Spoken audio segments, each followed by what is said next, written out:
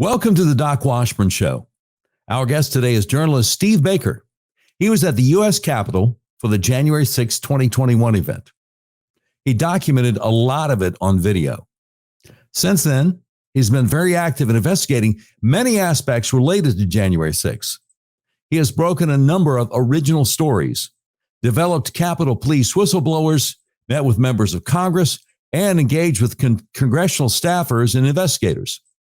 All of that has been well documented online at his blog, thepragmaticconstitutionalist.locals.com. Steve has been interviewed by Tucker Carlson on Fox and is now beginning work for Glenn Beck's outfit, The Blaze. He's currently being threatened with prosecution by the federal government, apparently just for being a working journalist at the U.S. Capitol on January 6, 2021. It's an honor to present a gentleman who has risked so much just to try to tell the truth about what happened that day at the U.S. Capitol. Steve Baker, welcome to the Doc Washburn Show. How are you, sir? Hey, man, I'm good. Thanks, Doc, for having me. I've been looking forward to this for quite a while. Good deal. Well, it's good to have you. You know, over 100 years ago, Supreme Court Justice Louis Brandeis said sunlight is the best of disinfectants. So let's get right to it. What do Americans need to know that most don't already know about the events of January 6, 2021 at the U.S. Capitol? Well, that's a question that you and I could spend an entire day on. I hope that you have enough memory in your hard drive to go there if we went all the way there. But the simple answer is that nothing is really as it appears. Now, I've been investigating this since the day of, and my opinions and my thoughts, my analysis have changed many times on certain topics because I kind of have a new axiom since January 6th, is that I will never again believe anything that I do not see with my own eyes, but then check the videotape. Because when you are in such a highly kinetic situation like it was that day, you can only, your brain can only take in so much, just a tiny percentage of what's going on around you. And then afterwards, I spent 5 days doing frame by frame analysis of my own video. And then over the course of the last, many months and 2.5 years now, I've seen so much more, so many other videos from so many different angles. It captured so much more information, provided more evidence, and it has affected my own analysis. So I will tell you this, that from particularly my investigations with the Capitol Police, which have been very extensive. I've talked to quite a few of those gentlemen who were, in fact, deployed that day on the front lines of the battle inside the Capitol and elsewhere. And they have all told me universally that they believe that they were set up that day. And that setup has to do with not just typical government failures and incompetency, failures to communicate to the frontline officers, intelligence failures, but there is in fact some cover up involved in that, and we're getting to the bottom of that. So you have written extensively a 3-part series at your blog, thepragmaticconstitutionalist.locals.com, that the U.S. Capitol Police were given no warning from their superiors to expect hundreds of thousands of protesters to descend on the Capitol grounds January 6th. You present a lot of evidence for your claim. But those of us who have seen video of police firing flashbang grenades and tear gas canisters were surprised to hear the idea that the police were taken by surprise. And those of us who've seen video of police mercilessly and repeatedly pummeling defenseless women in the face in or around the opening to the lower west portico would have never considered the possibility these officers were caught off guard before we read what you wrote. Is there a way to explain these seemingly confusing or even contradictory facets to the caught off guard scenario? Yeah, it again would take an extremely long answer to that, but I'll try to simplify it as best I can. Go right ahead. The first thing to understand is that in my interviews with various Capitol Police officers, as well as testimony given in various trials by Capitol Police officers, is that they had no idea what was coming their way that day. In fact, there was one particular officer who was really pummeled on the east door, the famous Columbus door, before that door was breached. His name is Officer Ryan Salke. And in the first Oath Keepers trial, he was asked under cross-examination if he was aware that anything was happening at the Capitol that day. His answer was, and I quote, "All I knew is something was happening over at the White House." That was it. Now, having said that, these officers, they have what they call their roll call briefings every single morning. And during those briefings, they're supposed to be shared with by their commanders what to expect that day. And one of the things that was never passed down to the frontline officers, and this is absolutely incredible, Doc, is that there were 6 or 7 issued permits for protests on the Capitol lawn. I'm talking about stages with VIP speakers, including Congress members who are the charge. They are the protectees of the United States Capitol Police. And none of them were shared in the morning roll call briefings that there were events to take place on the Capitol grounds, including those Congress members who would be speaking on those stages.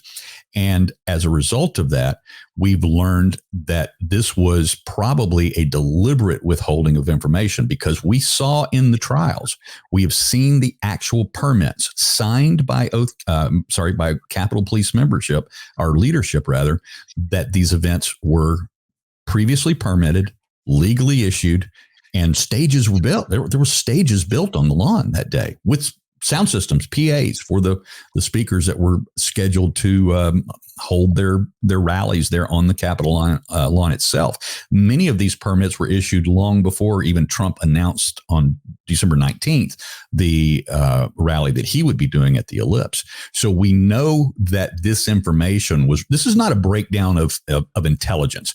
When you as a department are yourself issuing permits and then you fail to notify your frontline officers that day of what's going on, this is bigger than incompetence. And further, I'll take it a step further. These officers who arrived that morning were under what they called at the time, they were still under COVID protocols. So there were hundreds and hundreds of officers, for whatever reason, were on administrative leave that day, rather than being what they call all boots on the ground, which is the typical posture of a major protest day with this number of events licensed and permitted. So as these morning shift officers were showing up at 7:00, rather than under protest day protocols, the midnight shift guys would have been required to work through that shift and do a full 16-hour shift. Instead, they were being sent home. And this is, again, not a breakdown of it's not government incompetence. This is indeed a prepared, planned event that they expect. Well, they knew the event was taking place. They knew thousands of people were coming, but for some reason, they did not follow their own protocols for a protest day. Right. And that's very troubling. And I want to get into that. But the idea of, again, police shooting flashbang grenades, tear gas canisters into a crowd of peaceful protesters, or the idea of police just mercilessly beating women in the face down by the Lower West portico. How do we account for things like that? Yeah, you have to start with the progression of what happened. First of all, there was an initial violent breach on the west side at that first barricade. This was the famous Ray Epps moment. And when he leaned over and he whispered in Ryan Samsel's ear, and 2 seconds later, Ryan charged that gate, or that bike rack barricade that was clearly marked with a sign on there that it was a closed area. And on every single one of those bike racks, it had that sign on there. And so the Samsel, as well as these other gentlemen, other individuals, as they pushed that over, the first, we'll call it first blood that was drawn that day, was when Officer Carolyn Edwards was pushed over by one of these protesters. She fell backwards, hit her head on a concrete step, was knocked unconscious. They picked her up and brought her to the second line. Then there was another formation as hundreds of people began to gather there on a smaller fence area, and actually kind of a semi-permanent fence, like a black aluminum fence. And they gathered there. And then from exterior CCTV video, we can see that the protesters once again breached that line by pushing violently against the police. No flashbangs, no tear gas had been deployed, no rubber bullets at this point. It was not until after that second breach, which, by the way, Ray Epps was also at the very tip of that second breach as well. And then once that one was breached, then they came up to that famous line that then was for over an hour and a half, where the battle ensued from there. And it was only until then that Capitol Police, with the limited amount of munitions that they had, began to launch some of those into the crowd.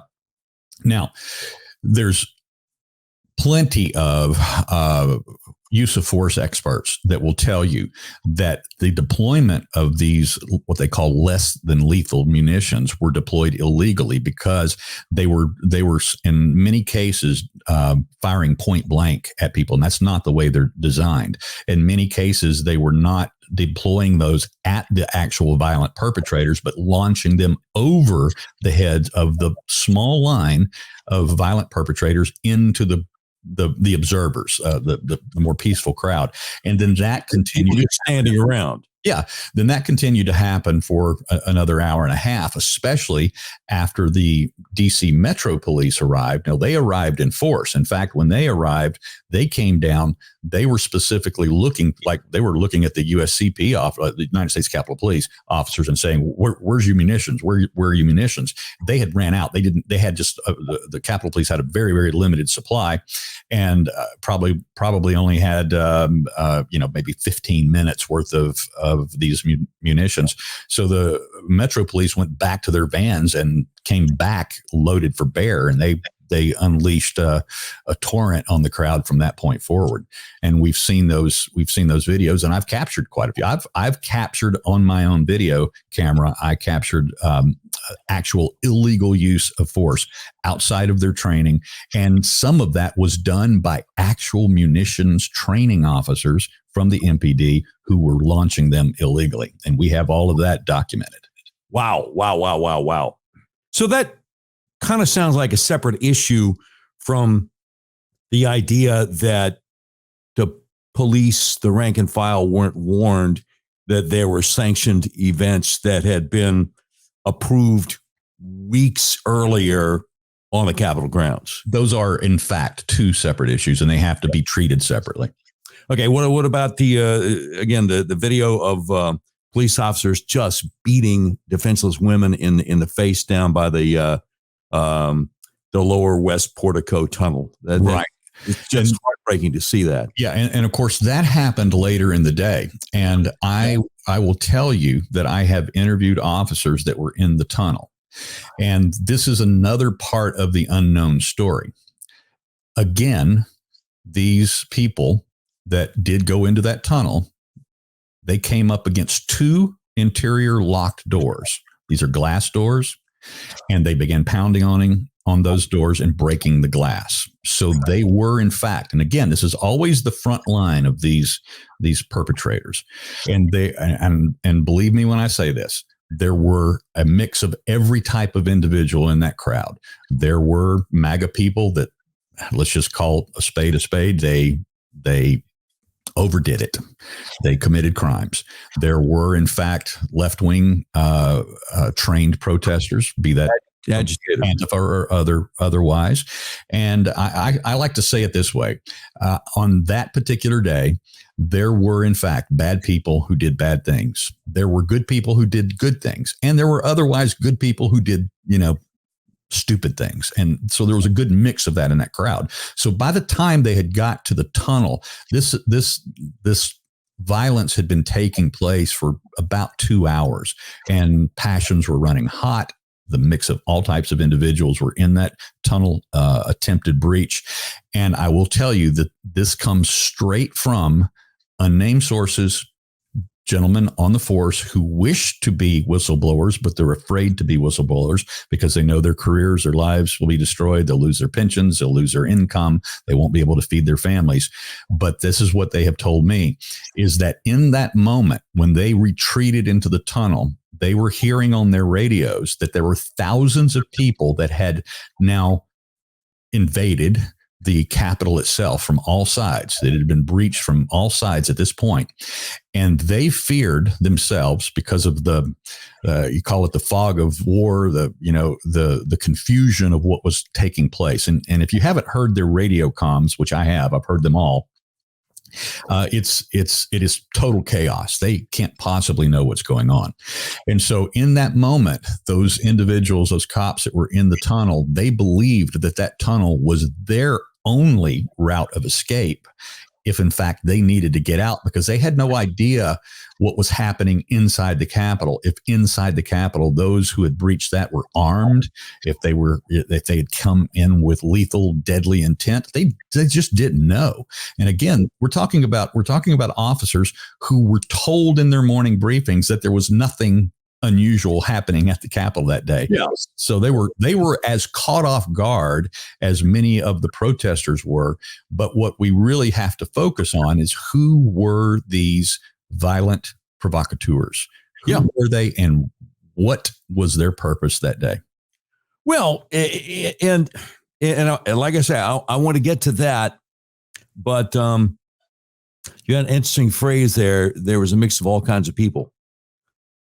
And regardless of what you think might be going on inside the Capitol or on the steps outside the Capitol, if you're a uniformed police officer and you continue beating a defenseless woman in the face who's not fighting back, that also lends some credence to the idea that there might be all kinds of people who are uniformed police officers, if you catch my drift. Absolutely. And that's absolutely correct. And I will divide those again in a couple of different ways. First of all, the most misbehavior by law enforcement that day came from the DC Metro Police, not from Capitol Police. Not that the Capitol Police were without sin, because some of those guys overreacted themselves. And I when I wrote the first part of my 3-part series on Capitol Police, which was entitled "The Capitol Police Were Sacrificial Lambs" on January 6th, sacrificial pawns, I think was what my title was. I identified them as such is because at 1:19 p.m. on January 6th, when I turned my camera on the West Terrace battle line, I saw the fear in their eyes. These were officers that had suddenly been called from all over the Capitol. They were outmanned. Remember, we talked about them not being up to all boots on the ground status. Of the roughly 2,000 uniformed officers employed by the Capitol Police on January 6th of 2021, the Interior Commander, Lieutenant Tarek Johnson, he testified that he only had about 120 officers at his disposal at that day. And then, of course, we had the problem of just in the moments before the initial breach, there was a pipe bomb scare at the DNC headquarters. And that split off even more. That was a diversion. We know that those bombs were nothing more than a diversion because they weren't operable. They were inert. They wouldn't have worked at all. And then in the moments after the first breach, then they found another bomb at the RNC headquarters, and now you had more diversion of officers. So they were extremely undermanned. And can you imagine? And this is the way I positioned it in my first story. Imagine yourself. You've been told in your morning briefing that there's nothing unusual going on at the Capitol that day. And suddenly you're looking over that front line of people that are doing violence against you. And now you see tens of thousands of people descending on your line of less than 100 officers. Can you imagine what they thought? Well, I can tell you what they thought. By their own testimony, most of them believed that they weren't going home that day. So when you're in that kind of situation, you can expect some people to overreact. And I think if Americans knew the full story on both sides of those lines, we would probably all have more grace for what took place that day. And I'm talking about individuals from both the left wing and the right wing of political thought. If everybody knew everything that was going on, there would be a lot more grace shown. But again, that's not to exonerate or whitewash over those individuals on either side of the line who did bad things that day. Yeah. And in your writing, I learned that the DNC headquarters and the RNC headquarters, which are on either side of the Capitol, are actually part of the area that the United States Capitol Police oversee. I'd never seen anybody clarify that before. And it's also been written about extensively by other folks that 2.5 years into this, the FBI just doesn't seem to have much curiosity about who planted those, quote, pipe bombs, unquote.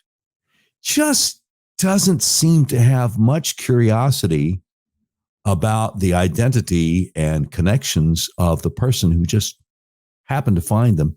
I mean, that's a whole other story, isn't it, Steve? It is. And I will tell you that all of the investigators that I have spoken to, the congressional investigators, many of them are former FBI agents themselves, as well as the FBI whistleblowers that we're familiar with, Steve Friend, Kyle Seraphin, and the like. They are absolutely incredulous when it comes to the idea that the FBI, after 2.5 years, have not been able to identify who these particular pipe bomb characters are. They don't believe it. They believe that it is another part of the cover up of this story. And I don't have the smoking gun myself, and I have not personally worked on that, but that is in fact a significant part of this overall story. Our interview with Steve Baker continues in just a moment. If you've tried to buy a car recently, you realize you may have a hard time finding what you're looking for. People I know have actually bought vehicles from hundreds of miles away from where they live. That's where Red River Auto comes in. Red River Auto is a big old car dealership in the middle of the USA that believes in freedom, including your freedom to buy a car, truck, van, or SUV the way you want to. You can buy online and they'll drive it to you no matter where you are. Red River Auto wants to make your car buying experience as easy and transparent as possible. Red River Auto Group has perfected the online buying process. Just go to redriverauto.com and pick from hundreds of new and used vehicles. You can purchase a vehicle online. If you have any questions, one of Red River's trained experts will help you through the whole process. Red River Auto makes car buying online easy. Your whole car buying process is completely transparent. If you want to buy a car, truck, van, or SUV, order online from the nationwide car dealer that believes in freedom. The dealer that will deliver your vehicle to your front door, no matter where you live in the continental U.S., redriverauto.com. You'll be glad you did. I want to tell you about the best kept secret in American healthcare. Are you having problems with sinuses and allergies? Are you experiencing dizziness, vertigo, problems with your blood sugar, fibromyalgia, eczema, psoriasis, migraines? The Arkansas Upper Cervical Center might be able to help you. Let me tell you how. Your skull weighs anywhere from 8 to 15 pounds. It rests on the top bone of your spinal column, the atlas or C1, which only weighs 2 ounces. So it's really easy for your atlas to get out of alignment. If it does, your whole spinal column can get kinked up like a chain. When that happens, your central nervous system isn't able to communicate with the rest of your body as it's designed to do. I had severe hay fever for 5 or 6 weeks every spring all my life and migraines year round. When I got my atlas adjusted, the hay fever went away and the migraines went away for good. Whatever malady you're suffering from, do yourself a favor. Call my friends at the Arkansas Upper Cervical Center, 501-279-2009 for a free consultation. They've helped so many people I know. Please call them to see if they can help you. That number for your free consultation is 501-279-2009.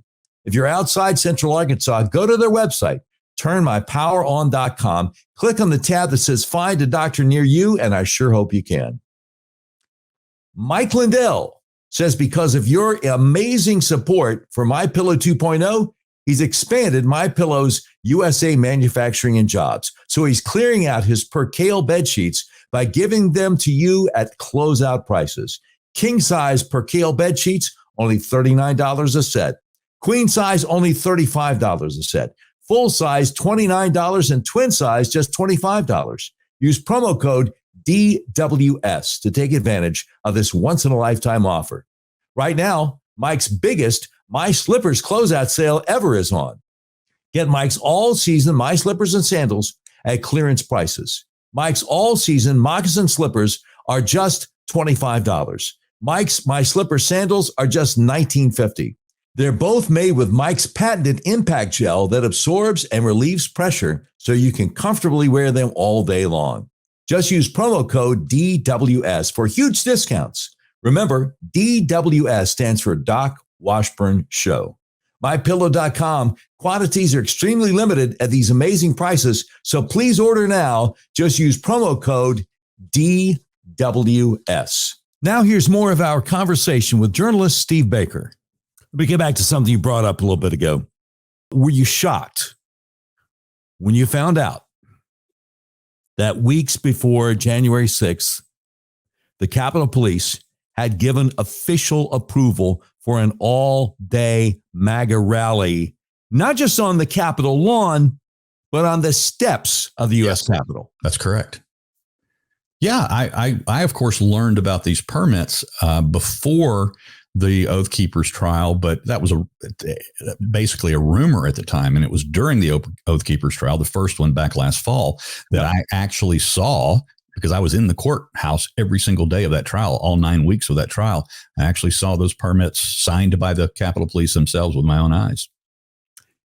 And the leadership of the Capitol Police had no plan whatsoever to deal with this officially sanctioned rally. They did not tell their officers about it. That's correct. So who did know about it? Well, I mean, certainly Capitol Police leadership did. Stephen Sund, who was then the chief at the time, he was himself in his own book has talked about how he was kept out of certain meetings. Much of the blame is being focused and the attention is being focused upon the then assistant chief, Yogananda Pittman, who was, in fact, not only assistant chief, number 2 to Stephen Sund, but also she was the head of Capitol Police Intelligence. And so it's kind of like, you know, at the end of the day, you can't help but say that the buck stops on Chief Sund's desk, but the person who seems to have been in control of whether deliberate mishandling, malfeasance, or incompetence would be Yogananda Pittman. So former Chief Stephen Sund is trying to point fingers at Yogananda Pittman, but it's inconceivable that the former chief himself would not have known that permits had been granted for the MAGA rally on the Capitol lawn and steps that day? Yeah, it would be inconceivable. And I would not want to quote here because with all the data that I have collected and seen and read, one of the things that's escaping my memory right now is whether or not Stephen Sund actually acknowledges his knowledge of those permits or not. I don't remember that. But he does, in fact, talk about how he was kept out of the loop of several things and blocked by Pittman herself and then other of the Capitol Police board and leadership. Okay, that leads me to this.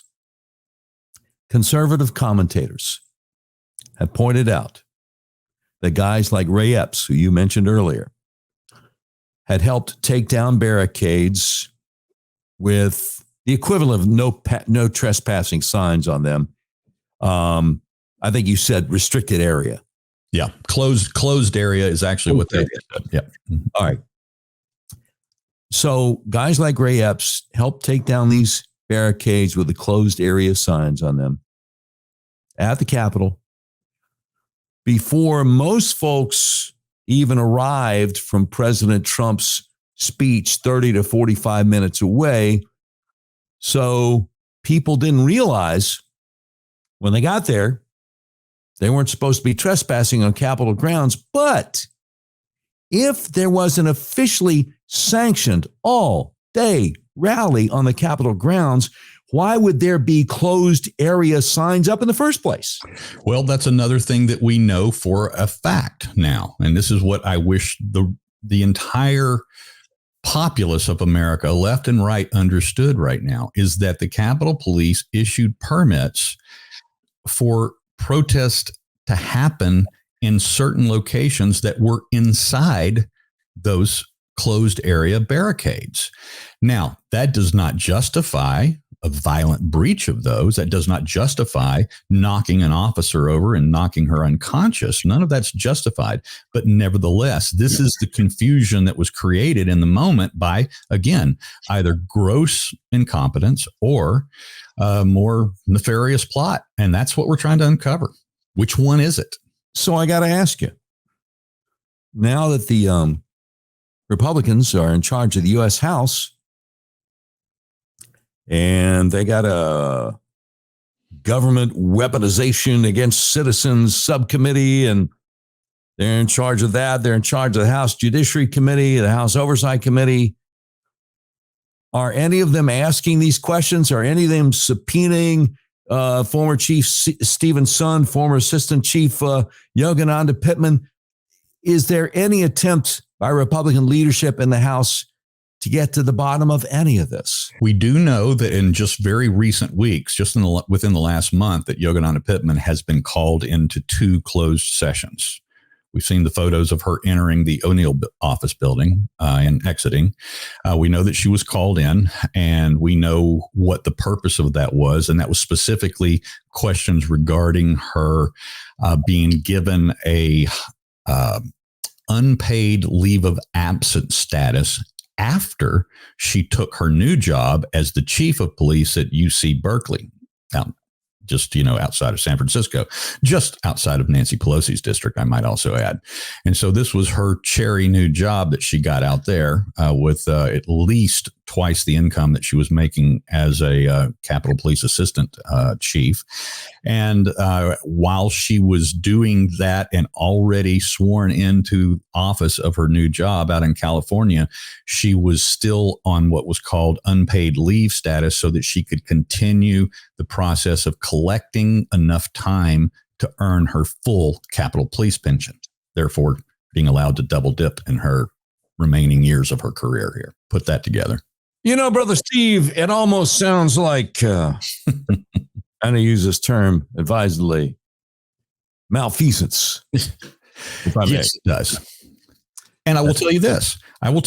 That by and large, the existing Capitol Police members that were on duty on January 6th, and by the way, hundreds of Capitol Police officers resigned their jobs, took early retirements, got the heck out of Dodge after that event. The reason they did is Yogananda Pittman had a 92% no confidence vote just in the couple of weeks after January 6th. But she was then appointed as acting chief because Sun was forced to resign on January 7th. She was then appointed as acting chief. She received a couple of weeks later a 92% no confidence vote from her union, which of course are the line, all of the officers, and they don't like her. They don't trust her. The current officers that were there that day do not trust the existing Capitol Police chief, Chief Manger, and they want Sun back. They want Stephen Sun back. They liked him. They trusted him. They believed in him. And they think that he was as much a part of the setup, and in fact, may very well have been the target of a type of inner office coup that Pittman plotted to kick him out so that she could have that job. The scapegoat, the sacrificial lamb. Yep. To use a term that seems appropriate there. So, what are we left to think when we found out that, I think it was last year, Congress, both sides of the aisle, Democrats, Republicans, gave commendations, awards, medals to all the officers that were there on January 6, 2021, including Lieutenant Michael Byrd, who shot a woman, Ashley Babbitt, in cold blood with no warning whatsoever. What are we to think when House Speaker Jeff McCarthy was asked about that? And he said, A, he had not watched the video, and B, he was confident Lieutenant Byrd was just doing his job, just another day of the office. This is one of those things that I mentioned to you earlier at the very beginning of this interview, where I said I have changed my mind many times based on new evidence, new understanding, new video, different angles, all of those kinds of things. I have looked at the Byrd situation as close as I can possibly look at it. I have interviewed officers who know him personally, who are friends with him. Yeah. I have tried to secure an interview directly with Michael Byrd. That was disapproved by his attorney because he's facing a lawsuit now from the Ashley Babbitt family, civil lawsuit. So he's not speaking publicly any longer. And so I have not been able to speak to him personally, but I will tell you this, and this is the part where, again, reasonable people can see this completely differently through different lenses, but I will give you the facts of that situation.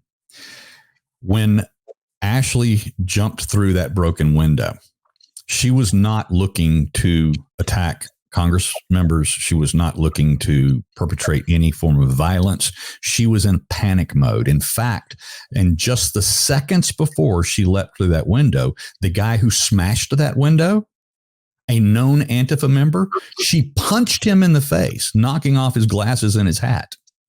She punched him. It's on camera. Yeah, so we know, guy, yeah. Yeah. So she was absolutely on the other side of that. In fact, when she was the first one to get into that small hallway there where those doors were, and a couple of officers were posted up because there were Congress members on the other side of that door. That was the area where the House of Representatives were being evacuated through at the time. Yeah. And Michael Byrd, I know this for a fact, was the trailing officer. He was the last one to guard that area until all of those officers were all those Congress members were evacuated. Then he would have followed them down into the tunnels. That was the protocol that they were operating under at that moment. And unfortunately, because Yogananda Pittman did not respond to the radio comms from Officer Lieutenant Tarek Johnson, when he begged for the Senate to, he said, I've got a clear sight. I've got room. I've got time to get these guys out before, the Senate out before these, all these protesters arrive. And she wouldn't respond. He asked over and over again. She didn't respond. He waited 8 minutes. And then finally he said, basically, screw it. I'll do it myself.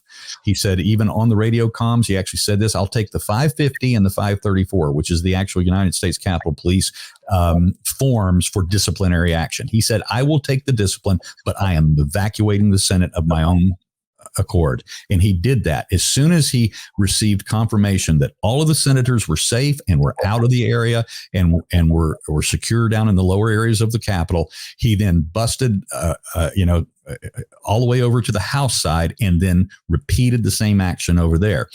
If Yogananda Pittman had responded to his first request to evacuate when he told her that he had a clear line over the USCP radio comms, when Ashley got to that doorway, Byrd would have already been gone. He would have been trailing those representatives down into the tunnels at that point. Unfortunately, she was in a panic. She wanted out of that area. Her family says that she's claustrophobic and that they believe that she just panicked when she leapt through that window. And that's where reasonable people are going to disagree about what took place. Obviously, she was unarmed. Obviously, Michael Byrd could not in a split second know that. But I will say this, that use of force experts that I've spoken to, and this is the differentiation on how the United States Capitol Police are trained as opposed to other agencies. And I think this really is important for your audience to understand. And many of your audience members are not going to agree with this, or agree with me, or agree with the policy, but this is what it is. Do you remember seeing the video of the very first window breach on the west side, what they call the Senate wing door? There was a 2x4 that went through the window, and then there was two guys that were coming through that window, and a Capitol Police officer had a little, a keychain pepper spray canister. She made a couple squirts at the guy as a jumping through the window, and then she ran away. Okay. With about 3 or 4 other officers. You remember that? According to Capitol Police use of force protocol, they are not allowed to use lethal force unless they deem themselves to be facing lethal force themselves, deadly attack against themselves, but they are not allowed to use lethal force for property damage. And there's one exception, according to the officers that I've spoken to, and that is unless they are breaching an area where Congress members exist. If they breach a door, now do you remember the famous scene of the guy looking like he's from Stephen King movie? He's got his face in through the window of the actual House chamber, and there's plainclothes security sitting down there with their guns drawn, their handguns drawn, and face and pointed at those doorways. They had the furniture turned over, barricading the door. If those guys had come through that door, they would have been shot because there were still members inside the chamber. And essentially the reason why, again, fair-minded people can disagree here. Did Michael Byrd overreact? Could he have waited? Yes, certainly he could have. But there is a reason why, technically, that he was cleared and given a so-called clean chute is because right behind him were actual House of Representative members in that hallway. And that's why he was given a clean chute exoneration, so to speak. And yet standing around Ashley Babbitt were uniformed, armed law enforcement officers. Yes. Standing right around her. And Byrd at this point takes the risk of hitting one of them. That's number one. Number two, also standing there with her is John Sullivan, who we later found out has done all kinds of Antifa things and never been prosecuted. Mm-hmm. Also, in the one interview that Byrd did, which was the softball of softball interviews, Lester Holt, NBC News. He admits he has no idea if she was armed. He's in friendly territory speaking to Lester Holt of NBC News, and he looks as nervous as a cat on a hot tin roof. And also we find out after action report that Byrd refused to cooperate with the police investigation of the shoot. I mean, there's just so much that's wrong about this, in my humble opinion, including him being given commendations to everybody else. You mentioned the thing about in the House chamber. I have seen a still shot of chairs turned over and this kind of stuff, and people looking very scared. Not the one with the guy looking like Jack Nicholson in The Shining, but with Byrd there, crouched down with his finger on the trigger of his gun, with nobody around. Mm-hmm. That's trying to get in, and people going, man, this guy here is a loose cannon. And Byrd does have a couple of bad marks in his record. He obviously he famously left his handgun inside of a public restroom one time. Oh yeah. And then there were a couple of other disciplinary things that he had in his background. And I will tell you that it was the worst of moments, obviously, for all involved. I can guarantee you he wished he had never taken that shot, but I also have heard him also say that he believed that he saved lives by doing so, or at least at the moment he thought he was doing that. And you can also, and again, I've made this point already a couple of times. I'm not trying to defend or exonerate, or I'm just trying to ask reasonable people to put yourself in a position where he's behind a locked set of doors, closed windows. People are pounding on those. And then all of a sudden they're breaking this glass. He has no idea what's on the other side of that window or those two doors. He has no idea. Well, no, wait a minute. You got windows on either side of the doors, though, right? I mean, he can't see through those windows, because we can see from the Ashley Babbitt side through the Yes, window. but this is what he's seeing. He's seeing violent pounding, breaking. He's seeing tools being used, helmets being used to break those windows, So, and he's got Congress members standing right behind him. so he doesn't see the armed, uniformed law enforcement officers just standing there around Ashley Babbitt. I've seen the angle. I would go so because the two officers that were there originally at the door, when Ashley first got there, Ashley chastised the officers for not doing enough to stop the violence. Yeah, right. She was obviously not one of the bad people that I mentioned earlier. Right. Remember, I said there were bad people doing bad things, Oh, yeah. good people doing good things, and Right. otherwise good people doing stupid things. Right. She was in the good person category. Absolutely. But he didn't know that. But by the time that other rest of the crowd surged, which included at least two Antifa members that we're aware of, known Antifa members, including John Sullivan, that at that moment, those two officers left, and now we had a tactical team coming up the stairs from behind. And from that angle, it is entirely possible that because they were coming up those lower steps right behind Ashley, that from his angle, it's very possible he couldn't see them at the time. I don't know. I didn't. There's no camera angle.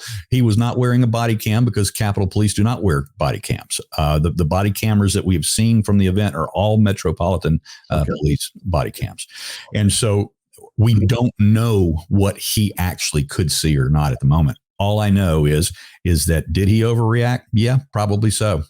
Was Ashley in just the worst of all places at the worst time possible in her life? Obviously, the answer to that is yes. Yeah. And in that confusion and in that heat of the moment, bad things happened, and unfortunately, somebody died. Yeah. No, I didn't want to give anybody the impression that you were, acting as a defense attorney for Yeah. the word. And definitely not. You were saying reasonable people can look at this way and look at that way. And I get it. I just kind of wanted to, try to fully flesh it out. I mean, when I saw the interview he did with Lester Holt, Yeah. I certainly didn't get the impression that he had any misgivings in retrospect. I think he was like, nope, did the right thing, do it again. But, I guess, you come to a different conclusion. Because, I mean, again, you've interviewed a lot of people that the rest of us haven't. So, yeah, and let's just go back to this situation just for one more moment, and that is this is the most confounding moment of the day for me as an investigator. Yeah. Having talked to people on both sides, having been able to see probably much more evidence than other people have had the opportunity to look at, and I will tell you that I personally have not been able to nail down a final absolute conclusion on what took place in that moment. While having said that, I have friends of mine on both sides who take total polar opposite positions on that. Some believe that I have investigative journalist friends who believe that Michael Byrd is a cold-blooded murderer, and I have other people that believe that he, in fact, acted appropriately according to his training in that moment. Put me in the former category. Like you say, people of goodwill can disagree. Yes. The conclusion of our interview with Steve Baker is coming right up. The great Ronald Reagan once said, inflation is as violent as a mugger, as frightening as an armed robber, and as deadly as a hitman. Have you thought about the benefits of investing in precious metals? Here are 5 profound benefits. Number 1, investing in precious metals is a hedge against inflation. Number 2, it's a great way to diversify your portfolio. Number 3, asset liquidity. Number 4, precious metals tend to be a store of value. They don't tend to depreciate over the long haul. And last but not least, number 5, precious metals can be a hedge against geopolitical uncertainty and the struggling U.S. dollar. Andrew Sorcini with Beverly Hills Precious Metals has been involved in gold and silver for over 40 years.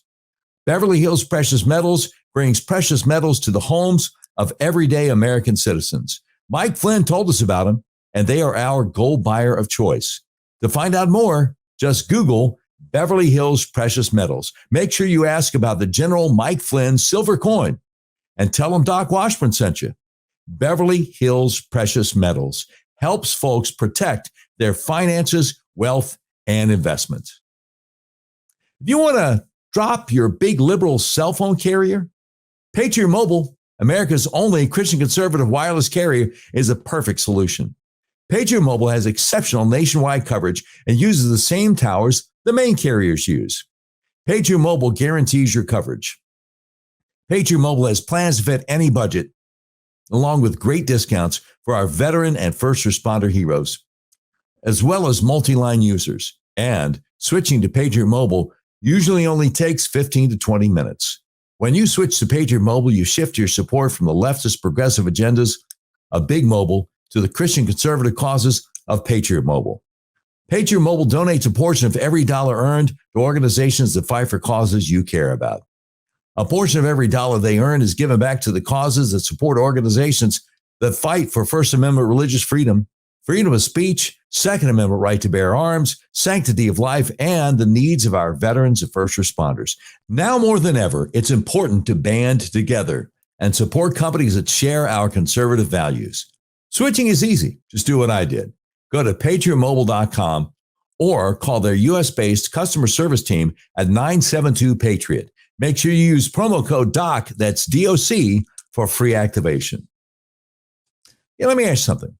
Why continue shopping big box stores if you can get the items you need from a family-owned company? Now you can get around this crazy inflation by shopping factory direct at a family-owned, made-in-America manufacturer.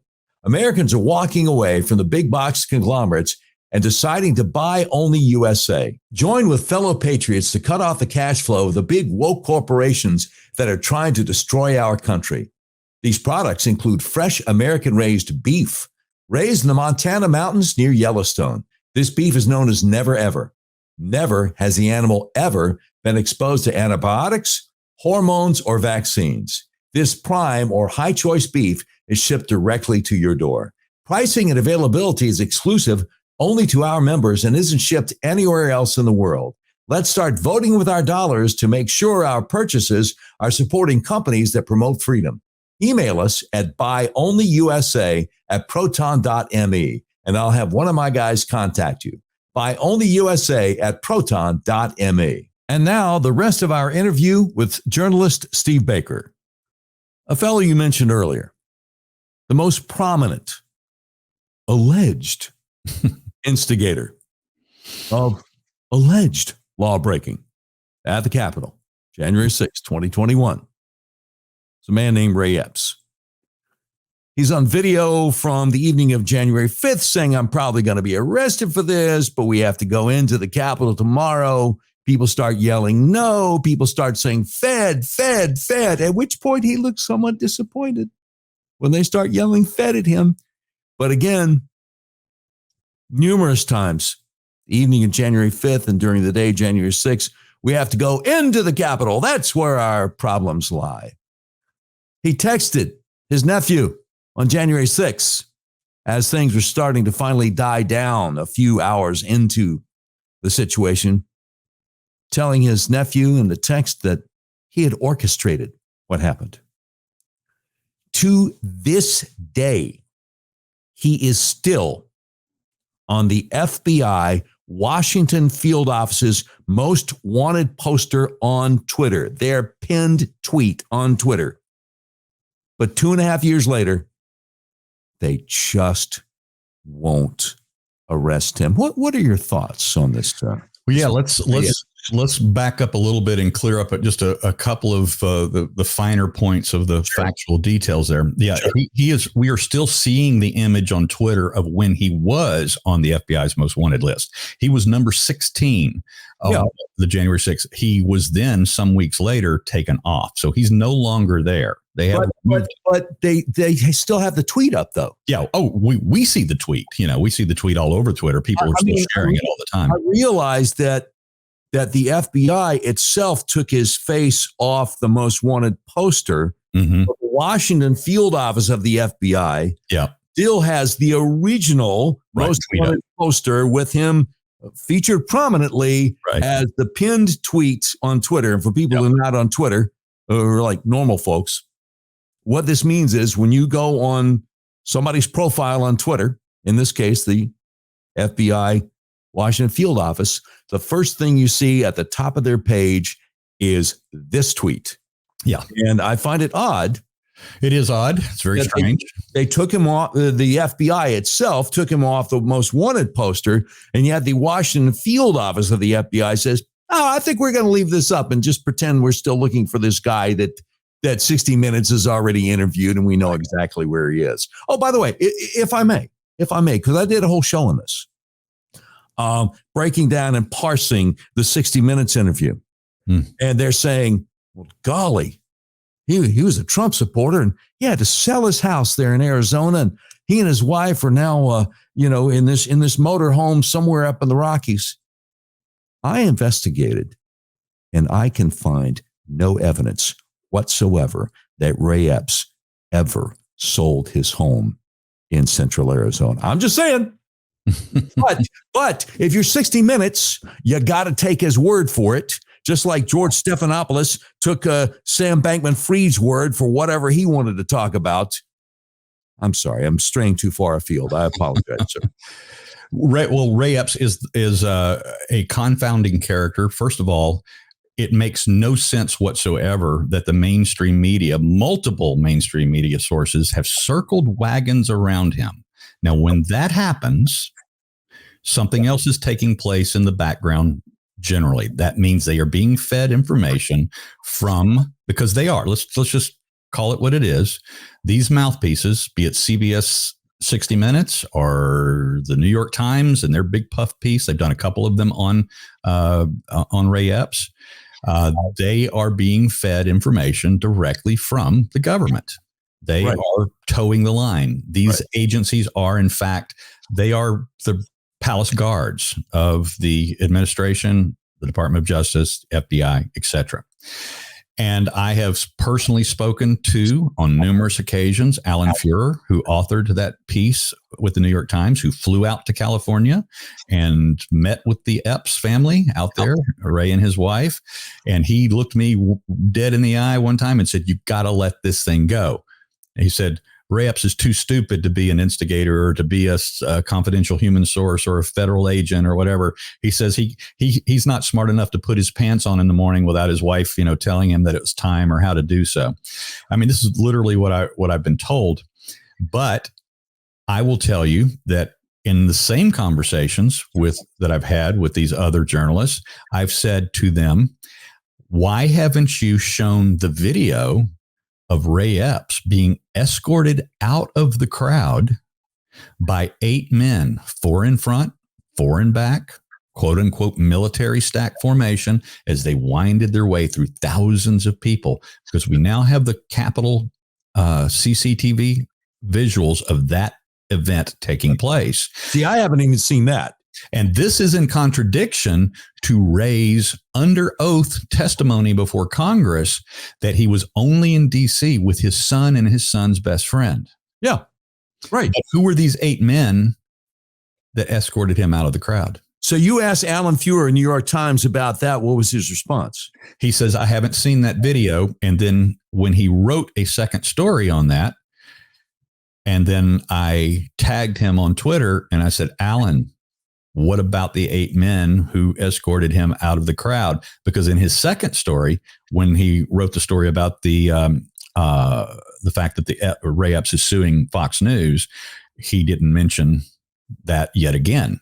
Yeah. And so the most nefarious thing that the mainstream media does, it's not what they tell us, it's what they hide from us. It's what they don't tell us. Yeah. It will always be. The lie of omission is the biggest problem that we have with the mainstream press. If you're not going to tell both sides of the story, just as I did with you with Michael Byrd, I'm trying to let everybody know what I know. I can't draw a conclusion on every issue, but I can tell you what I know from both sides. Yeah. And that is exactly the way I've tried to handle my investigations of the Capitol Police. It's the way I've tried to handle my investigations of Ray Epps. I think Ray Epps is guilty of something. I think Ray Epps was working for someone, but I don't have a smoking gun on that. But I will tell you, the very fact that the MSM at large will not tell his full story and will not show that other video is implication enough for me to continue my belief that there's more to the Epps story than what the government is allowing us to know. So I got a suggestion in case you wind up having another conversation with Alan Feuer, New York Times reporter, about Ray Epps, who insists that Ray Epps is too stupid to fill in the blank. There's an alternative explanation. What if he's just a good actor? What if he put one over on Alan Feuer and made him think he's too stupid to put his socks on, or whatever you want to call it? I mean, this would not be the first time in history that someone was a good actor and appeared to be one thing when he's another. You know, have you ever seen the movie Rain Man with Dustin Hoffman and Tom Cruise? Of course. Okay, great. So Dustin Hoffman does such a good job of playing this idiot savant that I forget it's Dustin Hoffman. Right. He becomes this guy. Right. Now, I'm not saying Ray Epps is as good an actor as Dustin Hoffman, but maybe he wouldn't have to be as good an actor to fool somebody like Alan Feuer at the New York Times. I'm just throwing it out there. What do you think? My first impression is, the first time that I talked to Alan about this, is that he is a true believer in that story about Ray Epps. But it was at that moment that I gave him additional evidence. And then when he wrote another story, he did not include that additional evidence in the story. By not doing that, he is complicit in not allowing the American public to judge for themselves based on all of the evidence. Yeah. Well, if you put too much evidence out there that goes against the prevailing mainstream media narrative on a controversial story, and you work for the New York Times, then I think you're going to upset some of your readers, aren't you? Pretty good chance. Yeah. So if there was an officially approved all-day rally on the lawn and steps of the Capitol on January 6, 2021, and you see the evidence, it's out there, why are people who didn't even go into the Capitol building that day being prosecuted and sentenced to prison terms? Well, I will tell you that the number one goal, and this is the overarching goal of the Department of Justice related to January 6th, it's not to punish people for crossing a bike rack barricade with a, do not enter sign on it. It's not for people that walked through a door some 15, 20, 30, 45 minutes after the doors were breached and there was a free flow of humanity walking through those doors, and they looked at, their wife or their husband or their girlfriend, boyfriend, and said, "Hey, look, we can go in." And then innocently walked into the building, took a couple selfies, and exited 10 minutes later. It is not even those who were violent that day the primary motive of the DOJ to bring prosecution or justice in those cases, although I agree that they should be in most of those cases. It is primarily their mission to thwart, stop, suppress, and end the right to free speech expression. And I can give you multiple examples in the trials and in the selective nature of the prosecution related to independent journalists like myself. Yeah.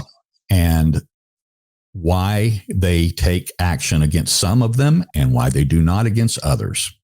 And also, I can tell you this is that let's just go back to let's just say that you were a young couple, 30 something years old, and you were there to support your president, and you wanted to see what he had to say that day at the speech at the Ellipse. And then 45 minutes to an hour, 2 hours later, you wandered over to the Capitol after all the breaches had happened. You're not going to see any barricades. You're not going to see any do not enter signs. All you're going to see is tens of thousands of people pressed up against the Capitol. Yeah. And then you work your way up to get close and see what's going on. Maybe it's your first time ever to be at the Capitol, so you want to get as close as you can. And then all of a sudden you see an open door and you see hundreds of people filing in through that door. So you take your wife, your husband by the hand, and you walk through that door. You walk through down a couple hallways. You maybe walk into the rotunda. You've never seen the inspiring nature of the inside of that building. You take a couple of videos, you take a couple of pictures of yourselves, and then you turn around and you walk out 10 minutes later. If that's all you did, Doc, you probably were given what they call the 4 basic misdemeanor charges for that day. And then you were able to plea down to one of those, probably parading or, being inside a restricted area. And then you were given 2 years probation, $1,000 fine, maybe 100 hours community service, and you were sent back home to put your life back together. Because, by the way, back home, you lost everything because both of you lost your jobs. You were fired as soon as your arrest was made known to the public. And of course, local media was all over that. You were fired. You might have been kicked out of your church. You were kicked out of your clubs, whatever organizations that you were part of. You were disenfranchised. You were depersoned basically for having been there that day. You didn't do any violence. You didn't break anything. You didn't attack any cops. You just took a couple selfies inside the Capitol. You even stayed within the rope lines. Yeah. Exactly. And in that scenario, you probably, as I said, you got 2 years probation, a fine, and were sent back home to try and recover your old life back. But if you were the exact same couple and you walked and did the exact same thing at the same time, and when you walked into the rotunda, you chanted USA, USA, USA, whose house, our house, whose house, our house, or sang the national anthem, then you received additional charges. And you were then probably given 2 months, 4 months, 8 months in jail for nothing more than opening your mouth, for participating in the revelry, rather than just taking a selfie and getting back out of Dodge. That's and that same level of selective penalty goes all the way up to Stuart Rhodes, the founder of the Oath Keepers, who was convicted for nothing more than scary words that he had uttered prior to January 6th in the months preceding, when he was asking the president to invoke the Insurrection Act. And he was warning people, if we don't take charge of this stolen election now, we're going to lose our country and it's going to get worse. And there's going to be a civil war down the line, because Stuart Rhodes never entered the Capitol. He never committed violence. He never broke anything. And the judge told him at his sentencing hearing, and I was there to hear it, he said, you're eloquent, you're smart, and he said, you have the ability to lead people, therefore you're a danger to society, and I'm sentencing you to 18 years in prison. And hardly anyone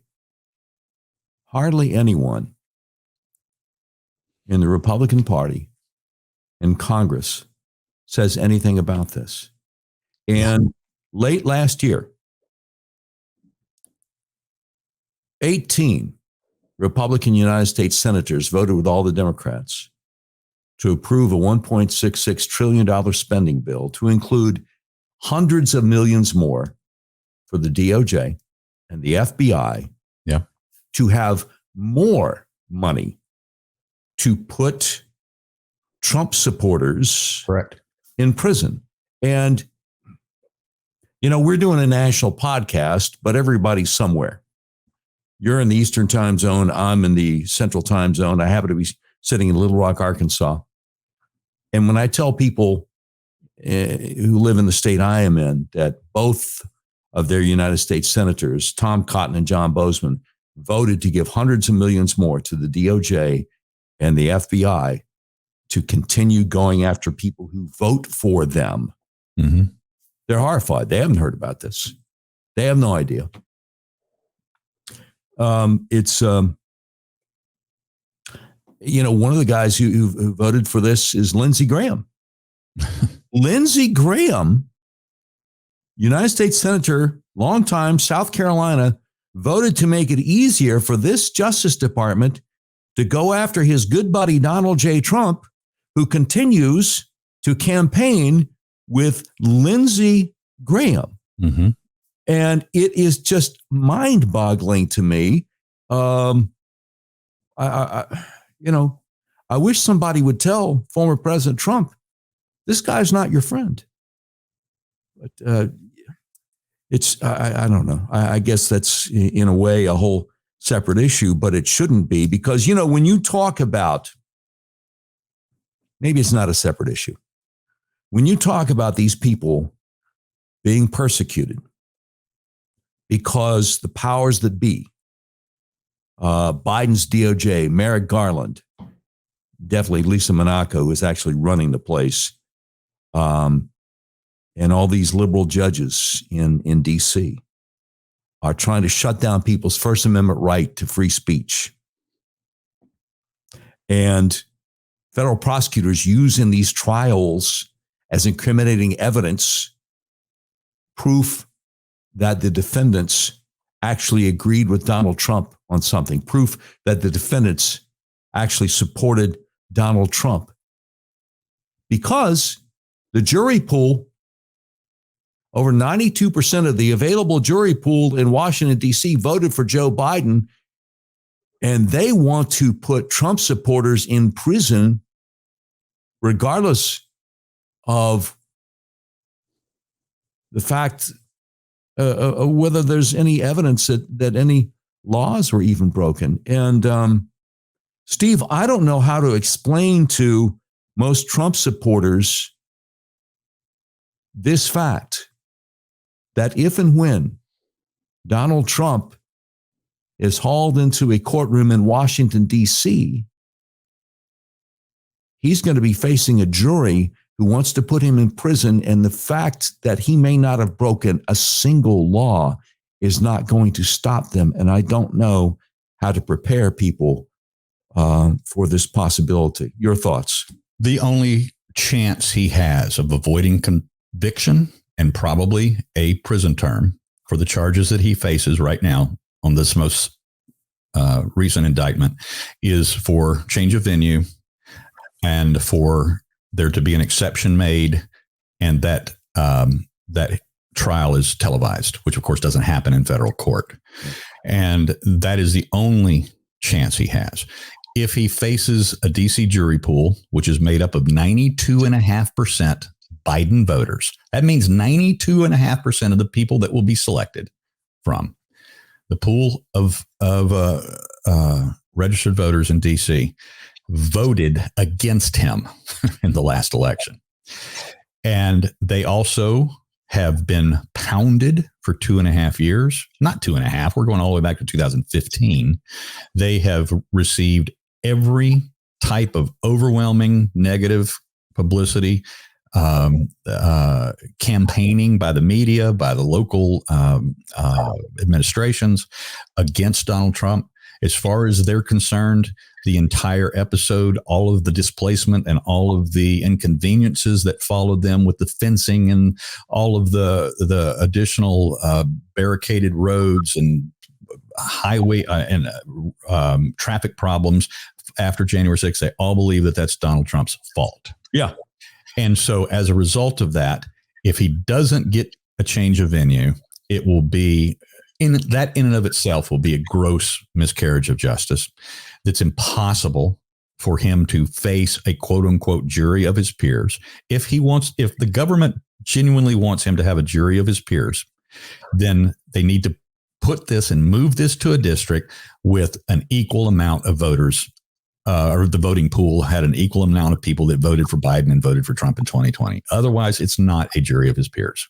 It is a stacked jury, and the fait accompli is already determined. Now, I see people on social media saying, well, the Supreme Court will overturn it. Supreme Court will overturn it. You know, we've got a majority of conservatives on the Supreme Court. You know, Steve, I go back to late 2020, after the election, when the state of Texas sued several other states for violating their rights to a fair election. And the U.S. Constitution says that if a state sues one or more other states, that's going to be heard by the U.S. Supreme Court. It doesn't go up through the food chain like any other kind of lawsuit would. The U.S. Supreme Court shall hear this case. And the U.S. Supreme Court voted 7-2. No. Mm-hmm. Don't care what the Constitution says. We're not going to hear the case. And of those 7, we include all 3 Trump appointees, Amy Coney Barrett, Bill Gorsuch, and Brett Kavanaugh all said, nope, don't care what the Constitution says. We're not going to hear the case. Now, I hope this would not be a factor in their deciding what they would do with a guilty verdict against Donald Trump. But as I am sure you know, it is against the law to protest peacefully outside the homes of Supreme Court justices. Peacefully. It's against the law. If you're attempting to sway their opinion in any kind of case, and yet the U.S. DOJ has ordered federal marshals not to arrest these people. And I'll go further. It's also against Virginia state law to protest outside federal judges' homes to try to change their opinion on anything. And as of yet, Governor Youngkin of Virginia has not given any orders for Virginia law enforcement to protest these people either. So if Supreme Court justices are concerned about their own personal safety and the personal safety of their families, should they overturn a guilty verdict against Donald Trump, I think we're in for a world of hurt. Well, I'll tell you something, Doc. In just the moments that you have been talking here, I have received a letter from U.S. Attorney Matthew Graves while we've been sitting here. Yeah. Cover letter of a subpoena that I've received. I am looking at it right now for the first time, and I am not going to take the time right now to read the subpoena, but I will tell you that the final paragraph signed by Matthew Graves is, although you are not required to do so, you are requested not to disclose the existence of this subpoena. Any such disclosure could impede the investigation being conducted and thereby interfere with the enforcement of the law. Thank you for your cooperation in this matter. Sincerely, Matthew M. Graves, United States Attorney. Speaking of... So I just disclosed to you the existence of this subpoena. Yeah. Although I did not tell you what it is. So there you go. Speaking of trying to shut down people's First Amendment right to free speech, for that matter, people's First Amendment right to the freedom of the press, Matthew Graves is like, yeah, I don't care, man. Constitution, schmonstitution. He doesn't care. He doesn't care what the First Amendment says, because he thinks he's going to continue to get away with this for the rest of his life. And he may, and yet I do know that after we leave this mortal coil, we'll all stand before our Maker and give an account for what we've done here. And Matthew Graves does not get an exemption from that. I wish him a long and happy life. But eventually, we all stand before God and have to give an account. And some folks don't believe that. And nothing I can do about that. So at this time, you would choose not to get into the details of said subpoena? I think I need to read it and digest it and find out exactly what it is. I have already revealed, because before I ever saw this exoneration not to reveal the existence of the subpoena, I've already been doing that for 3 days. I was notified on Friday that I had a subpoena coming for my videos, my January 6th videos, and I have talked about it. I've written about it. I've posted about it. It's on all of my social media. So the existence of it is out there before I received his, admonition not to put this out there, but it's done. And so I guess based on the fact that I need to, it's several pages long, I need to go over it with a fine-tooth comb and discuss this with my attorneys. I probably won't get into the details of it at this time, except for what I've already told the world, is that my January 6th videos are being subpoenaed. I do not know if this is part of an ongoing investigation into me, because back in November of 2021, I received my attorney received notice from the assistant U.S. attorney that I was going to be charged within the week. This was the week before Thanksgiving of 2021 for my journalism. And as a result of that, we launched a media offensive, and I sent out hundreds of press releases. And then I was doing interviews with media sources, large and small. And I then brought on an additional counsel who handles the District of Columbia, who practices there. And my DC counsel contacted the AUSA who had my case the very Monday following Thanksgiving of 21. And he sent her an email first thing in the day. And then he called her later in the day. And then we never heard from them again. It's been over 20 months after she said that I would be charged within the week. Now it's been over 20 months, and all of a sudden, this past Friday, we heard from them again for the first time, and that they had service of process for me. And we were told that it was a subpoena for my videos. What they do not disclose, I have already just read the notes from my attorney, and what they do not disclose is that this is an ongoing part of their investigation of me, or if they're looking at something else, using my videos to examine another case. I have no idea yet.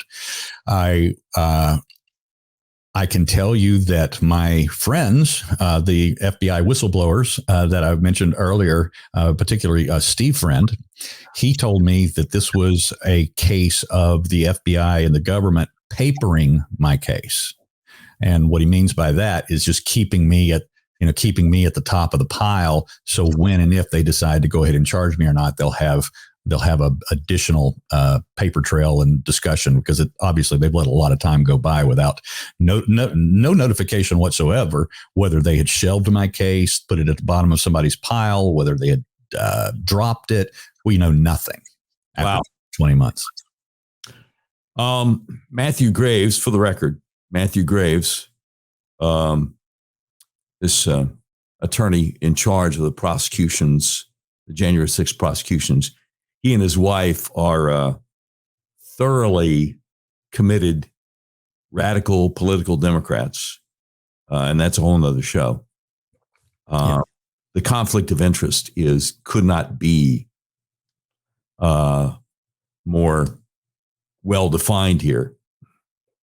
But if at some point, either later today or tomorrow, the next day, whenever, after having looked at the subpoena and conferred with your attorneys, you want to come back on and talk about it, we'll definitely keep that door open.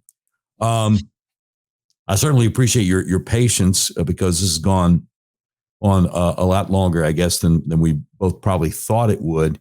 Can I bring up one more question before I let you go? Absolutely. Okay, it's recently been revealed that Tucker Carlson interviewed former U.S. Capitol Police Chief Stephen Sund. We talked about him earlier. And former Chief Sund said there were a lot of federal agents who had infiltrated the crowd of Trump supporters at the Capitol January 6, 2021. Tucker was taken off the air by Fox before he was able to play the interview. Mm-hmm. What do you think about former Chief Sund's claim? I think Chief Sund is exactly correct. He certainly has the connections to know what the makeup of that crowd was. He did not say whether their purposes were nefarious or not. He didn't try to implicate them in any wrongdoing, but it raises the larger question, Doc, of why did they know that they needed to have so many elements from so many different agencies embedded in the crowd, undercover and otherwise? And this is where a lot of my own investigation, and this is why I believe, frankly, if I'm being completely open with you, since we do already have the fact that this subpoena exists for me right now, is that they know what I've been working on. They know that I have specifically been looking at the embedded agencies in that crowd, which goes all the way up to U.S. Army Special Forces that were deployed that day in the crowd undercover. Yep. And I was the very first one to report on that. February 24th of 2021, 6 weeks after January 6th. Newsweek confirmed that 10 months later in their story. And I have been working on that ever since. And I have learned a lot more. I'm not ready to go public with yet, but it is absolutely impossible that they have not been monitoring enough of my communications to know exactly how close I'm getting to this story. Yeah. Well, that brings up the article you did recently. You talk about military special operations. There's a unit that is so secret that it doesn't even have a name. Yeah. And there's a possibility. See, I think sometimes when people argue about whether Ray Epps was an FBI agent or an FBI human resource, confidential informant or whatever for the FBI, some kind of asset for the FBI, maybe they're asking the wrong question. Mm-hmm. We know he's retired military. Yeah. And I don't know if you're familiar with the phrase sheep dipping. But and he's a former oath keeper as well.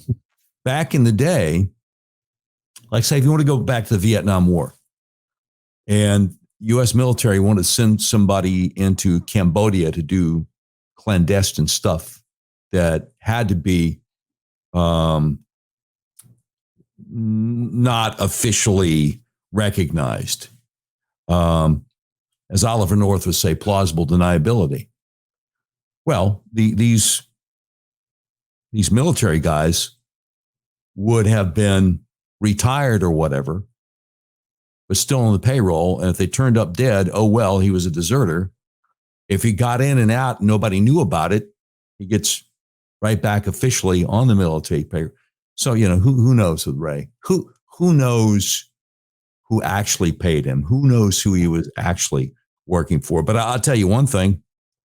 Former Senate Sergeant at Arms Michael Stenger, who unfortunately passed away June of last year, and people are wondering about the circumstances of his death.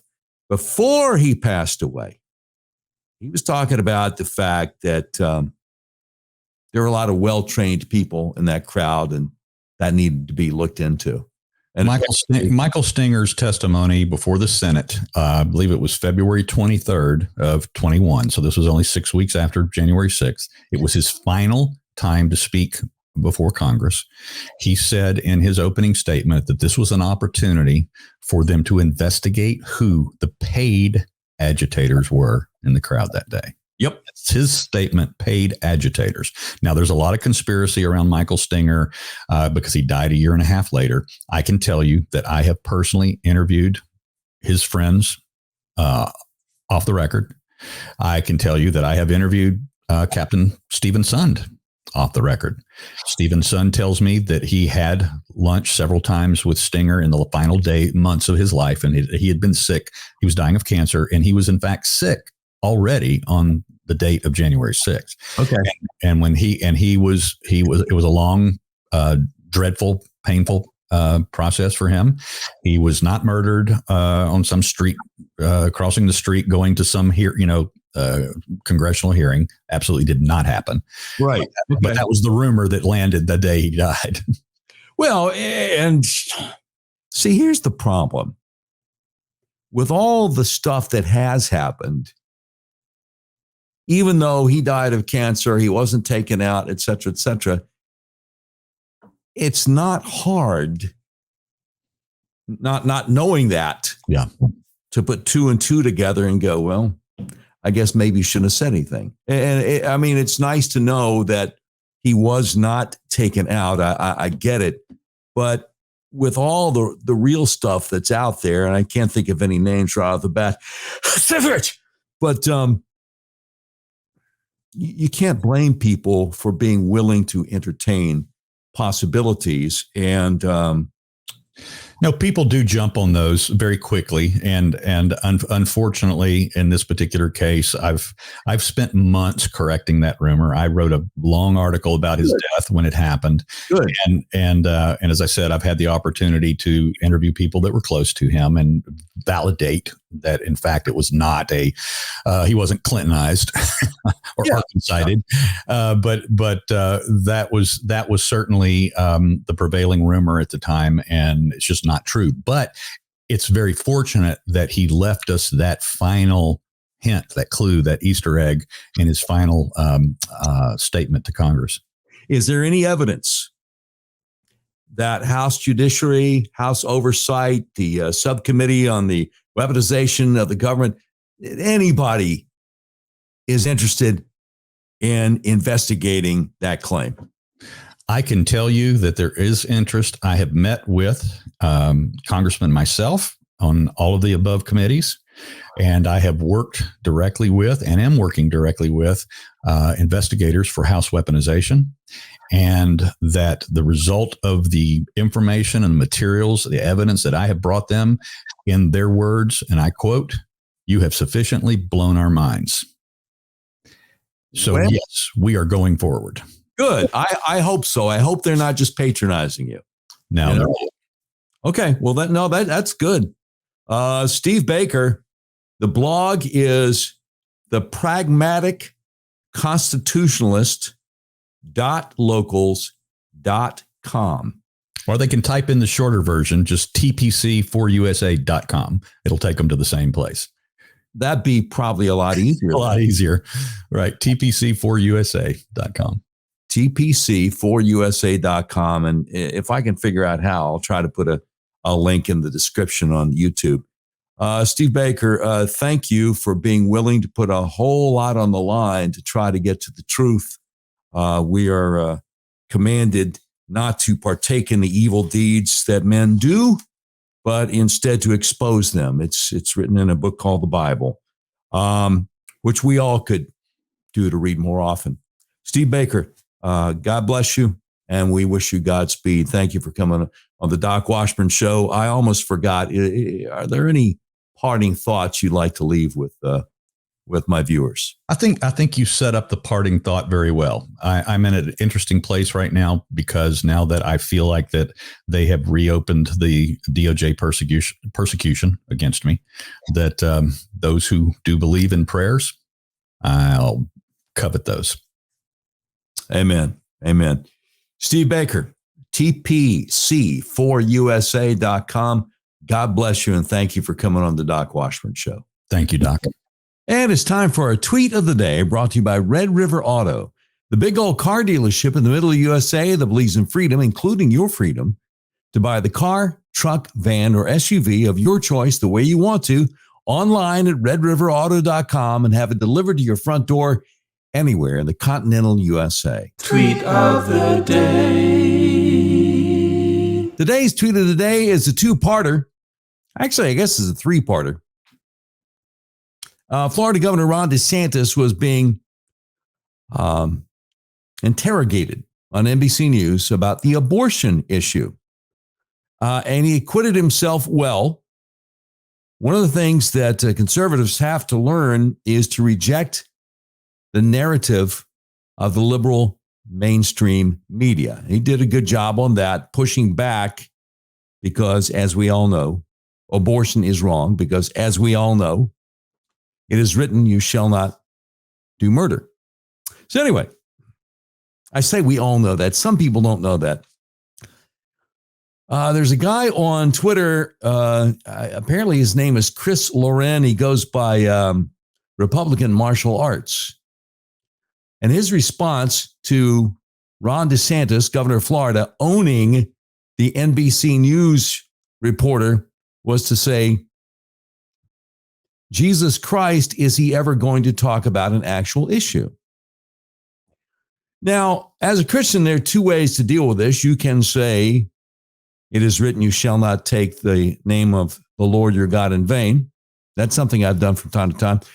But in this case, I said, Jesus Christ will be back later. Whole different story.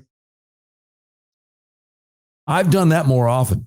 I'll never forget years ago, I had just bought a kosher hot dog and some potato chips and a soda at the lunch counter at Sam's Club in Panama City, Florida.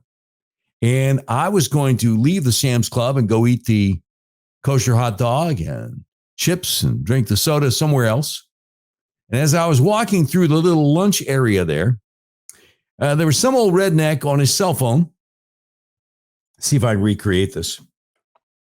Some old redneck on his cell phone. As I was walking by him, just within a couple of feet of him, I see him on his cell phone saying, "Well, Jesus Christ, man." And I just looked at him and said, "He'll be back later." That's our tweet of the day, brought to you by Mitch Ward and Red River Auto. We appreciate you guys. Thank you very much. Tweet of the day. You've been watching episode 401 of the all-new Doc Washburn Show. Be sure to hit the subscribe button on our YouTube channel to help our videos be seen by more people. The views and opinions expressed on the Doc Washburn Show do not necessarily reflect those of our advertisers, but they love us and we love them. If you have any questions for us, email us at contact@docwashburnshow.com. Today's program has been produced by Tim Terrible, directed by Mick Messy. This has been a terribly messy production. Portions of today's show will be taken overseas and dropped.